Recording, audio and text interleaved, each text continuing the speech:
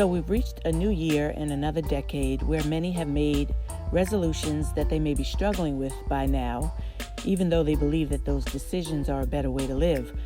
But sometimes we limit ourselves by choosing a date and then applying too much energy to the notion of the decision rather than embracing the proper transition.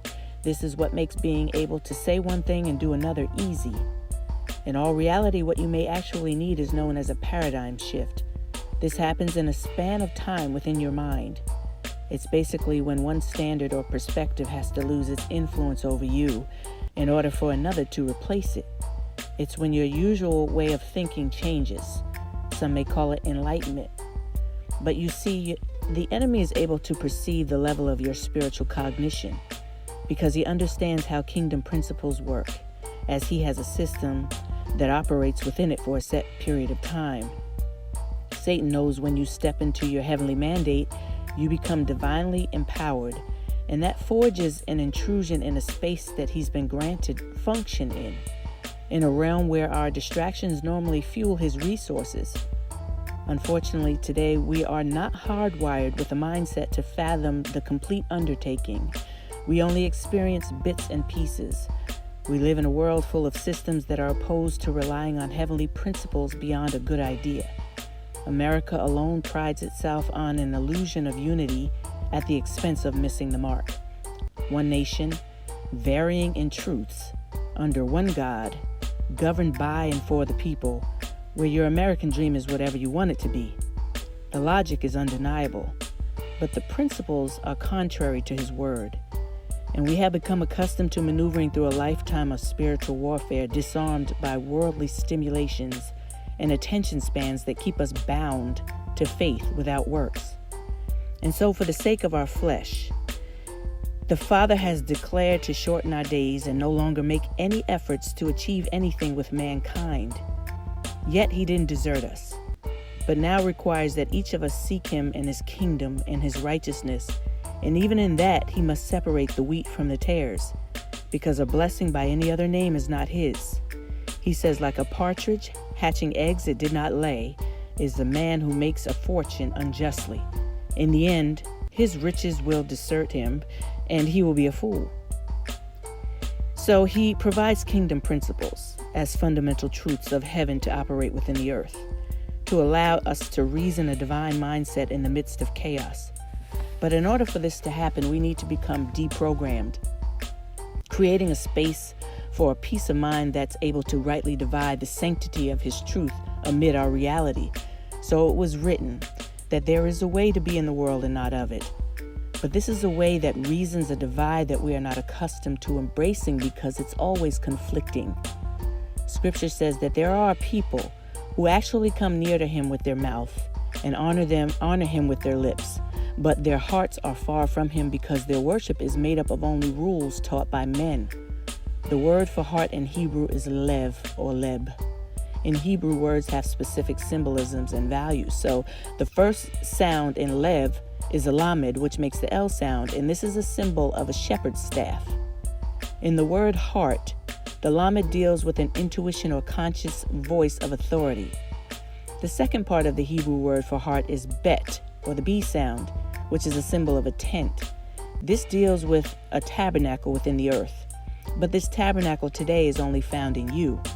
So he in turn says that even though your words may reach him, because they often do, and even if you are honoring him with your lips, which happens all the time, that your whole center of total reasoning is not completely devoted to him because the process of his sanctity has been altered by man. The scriptures are more than tools to soothe our emotions or build our egos. They are standards set in place to allow our minds to become activated by a truth that cannot be measured, but we're yet detached. And this is why we go in circles. It's why we have to fight to get our health in order. It's why we tolerate intolerance and struggle within time and time again.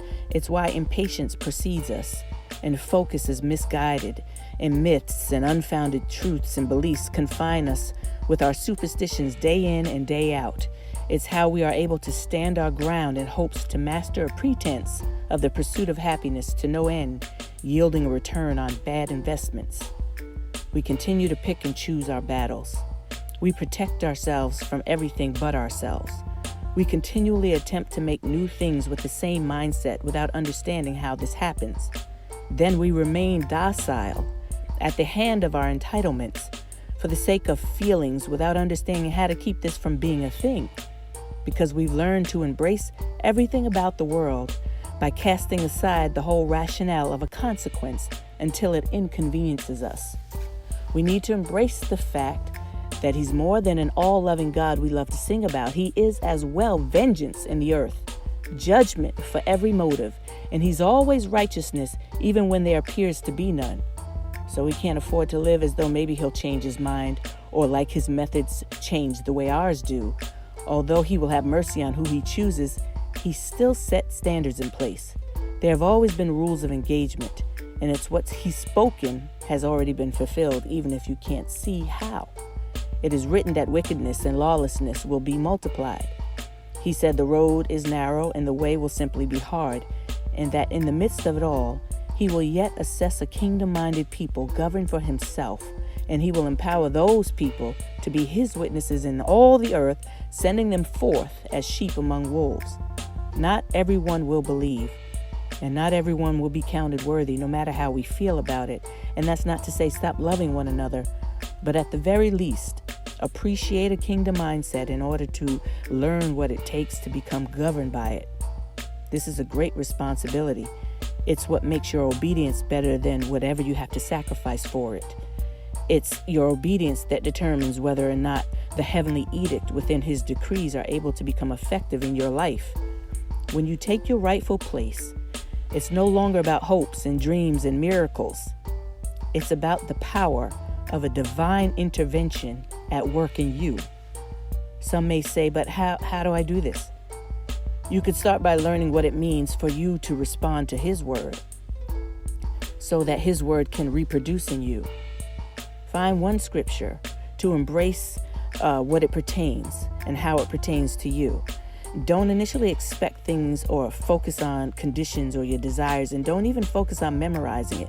Just meditate on it for as long as it takes to train away triggers and habits and ingrained thoughts and negative emotions. When it becomes apparent to you that your change has come, then do it again at your next level. Go forward and embrace the paradigm. Until next time, KoAH to us all.